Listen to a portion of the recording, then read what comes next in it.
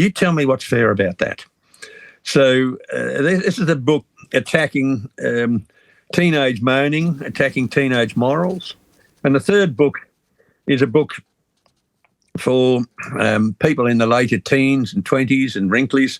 And it's basically a book on the history of the planet and showing that we've had 6 great ice ages. And each time we started one of those ice ages, we had more carbon dioxide in the atmosphere than now. So carbon dioxide, plant food, it couldn't be driving global warming. I look at the 5 great mass extinctions and how none of them were related to climate change. I look at the great fluctuations in sea level, and for most of time it's been warmer and wetter than now, and we've had much higher sea levels. I look at sea level changes, and in the past they've been up to 600 metres up and down.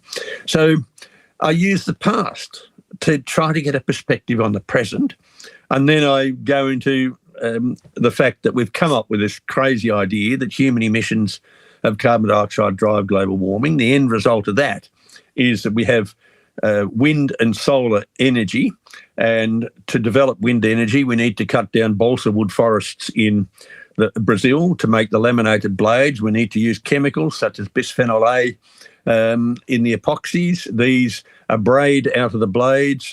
These are highly toxic chemicals that go into the soils. We can't recycle those blades. We cut them up, we bury them and contaminate soils and waterways. I look at the killing of wildlife, birds, especially the raptors, bats, insects, which is bird food and bat food, and the killing of whales offshore by having wind turbines.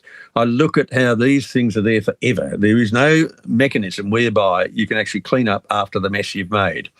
And I look at solar panels, how solar panels are made by slave labour in China, how these contaminate the soils with cadmium and tellurium and selenium and lead, and how these leach out all the time. If you have a decent hailstorm, you actually contaminate the ground, and that's forever.